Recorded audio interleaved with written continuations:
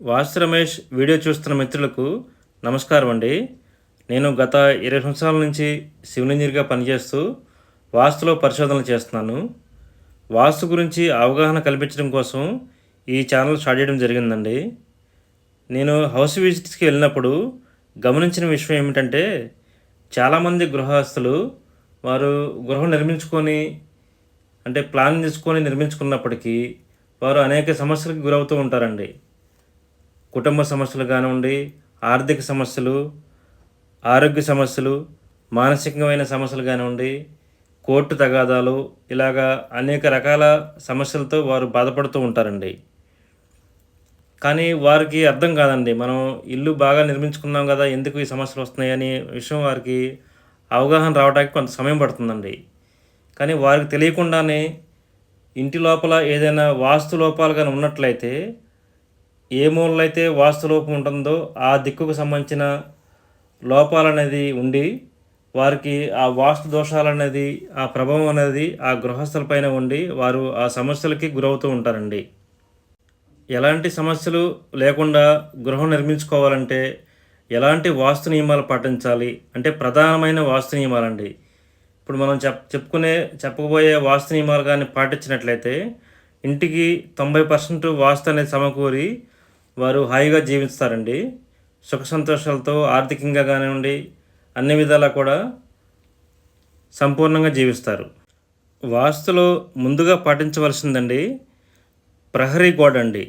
ఇంటికి 4 వైపులా కూడా ప్రహరీ గోడ అనేది ముఖ్యంగా నిర్మించుకోవాలండి. ప్రహరీ గోడ గాని ఇంటికి 4 వైపులా ఉన్నట్లయితే బయట నుంచి వచ్చే వాస్తు దోషాలని ఆపి ఒక రక్షణ కవచంలాగా ఉంటుందండి ఇంటికి. తర్వాత 4 వైపులా ఇంటికి 4 వైపులా ఖాళీ స్థలాలు. అంటే పడమర కంటే తూర్పున ఎక్కువైపు ఉండాలి. అలాగే దక్షిణం కంటే ఉత్తరం వైపున ఎక్కువ ఖాళీ స్థలం ఉండేలా చూసుకున్నట్లయితే వాస్తుపరంగా వారికి చాలా మంచిదండి. చాలా శుభకరంగా, చాలా శ్రేష్టంగా కూడా ఉంటుంది. పడమర, దక్షిణం కూడా కనీసం 2 అడుగులు అంటే మనిషి తిరిగే ఖాళీ స్థలం అన్నా వదిలినట్లయితే చాలా మంచిదండి. చాలామంది ఈ మధ్య కాలంలో దక్షిణం వైపున, పడమర వైపున ప్రహరీ మీద ఖాయం చేసి కడుతున్నారండి. అలా కట్టడం కూడా మంచిది కాదు. కనీసం 2 అడుగులు ఖాళీ స్థలం వదులుకోవడం అనేది చాలా ఉత్తమమైందండి. తర్వాత ఎత్తు పొలాలండి. అంటే ఇంటి 4 వైపులా ఉన్న ఖాళీ స్థలంలో ఎటువైపున ఎత్తు ఉండాలి, ఎటువైపున పల్లం ఉండాలి అనేది వాస్తుపరంగా జాగ్రత్తగా చూసుకోవాలండి. అన్నిట్లికంటే నైరుతి మూలలో ఎత్తుగా ఉండాలి. ఈశాన్య మూలలో పల్లంగా ఉండాలండి.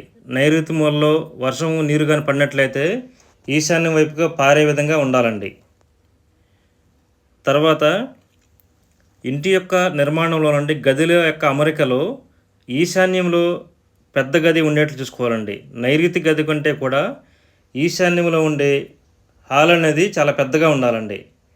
ఎందుకంటే ఈశాన్యం అనేది ఈశ్వరుడు యొక్క స్థానం కాబట్టి విశాలంగా పెద్దగా ఉన్నట్లయితే వారికి ఆర్థికంగా కానివ్వండి, ఐశ్వర్యపరంగా కానివ్వండి, సుఖ సంతోషాలతో వారు సంతోషంగా ఉంటారు.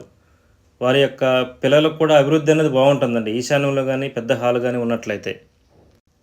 తర్వాత చాలా ముఖ్యమైనవండి ద్వారాల యొక్క స్థానం అండి. ఇంటి యొక్క సింహద్వారం కానివ్వండి, లోపల ఉండే ద్వారాలు కానివ్వండి, ఉచ్చ స్థానంలో కానీ ఉన్నట్లయితే వారు అన్ని విధాలా కూడా అభివృద్ధి చెందుతూ చాలా ఉత్తమమైన ఫలితాలు పొందుతారండి. తర్వాత ఇంటి బయట ఉపగ్రహం అండి. మీరు స్క్రీన్ పైన చూడవచ్చు. సాధారణంగా ఇంటి బయట ఉపగ్రహం అంటే బాత్రూమ్‌లో ఏర్పాటు చేస్తాం కదండీ! ఉత్తరం వైపున అయితే ఉత్తర వాయువ్యంలో బాత్రూమ్ ఉంటుందండి. బాత్రూమ్ ఏర్పాటు చేసుకున్నప్పుడు ఇంటి యొక్క పార్క్ ఉండాలండి. అలాగే బాత్రూమ్ నుంచి ఉత్తరం వైపున ఖాళీ స్థలం ఉండే విధంగా చూసుకోవాలండి. ఇంటికి ఆనకూడదు, ప్రహరీకి ఆనకుండా ఖాళీ స్థలం ఉండేలా చూసుకోవడం అనేది చాలా ఉత్తమమైనదండి. అలా తర్వాత సెప్టిక్ ట్యాంక్ అండి. సెప్టిక్ ట్యాంక్ అనేది వాస్తులో చాలా ముఖ్యమైనదండి. సెప్టిక్ ట్యాంక్ కానీ వ్యతిరేక దిశలో కానీ ఉన్నట్లయితే వారు అనేక సమస్యలకు గురి కావడం మనం చూస్తూ ఉంటామండి. అనేక కోర్టు సమస్యలతో బాధపడుతూ ఉంటారండి. సెప్టిక్ ట్యాంక్ కానీ వ్యతిరేక దిశలో కానీ ఉన్నట్లయితే. సెప్టిక్ ట్యాంక్ అనేది ఎప్పుడైనా సరే ఉత్తరం వైపున ఏర్పాటు చేయదలుచుకున్నప్పుడు ఉత్తర మధ్య భాగంలో, తూర్పు అయితే తూర్పు మధ్య భాగంలో ఏర్పాటు చేసుకోవడం అనేది చాలా శ్రేష్టమైనదండి. తర్వాత ఇంటికి ఈశాన్యంలో సంపు నిర్మాణం అనేది చాలా మంచిదండి. ముఖ్యంగా వారికి ఆర్థికంగా చాలా మంచిగా అభివృద్ధి చెందుతారండి. వారికి ధనలాభం అనేది విశేషమైన ధనలాభం ఉంటుందండి సంపు కానీ ఉన్నట్లయితే ఈశాన్యంలో. ఇంటి కొత్తగా ఇంటి నిర్మాణం చేసుకున్న వారు సంపు నిర్మాణం కూడా తప్పనిసరిగా చేసుకున్నట్లయితే వారు చాలా ఉత్తమమైన ఫలితాలు పొందుతారండి. మనం ఇప్పటివరకు చెప్పుకున్న నియమాలు అనేది ప్రధానమైన నియమాలండి. ఇంకా ఉంటాయి నియమాలు, కానీ ఇవి ప్రధానమైనవి. ఇవి కానీ పాటించినట్లయితే మీకు 90% ఇంటికి వాస్తు సమకూరినట్లేనండి. వీడియో కానీ మీకు నచ్చినట్లయితే లైక్ చేయండి, మీ ఫ్రెండ్స్కి ఫార్వర్డ్ చేయండి, మన ఛానల్ని సబ్స్క్రైబ్ చేసుకోండి. ధన్యవాదములండి.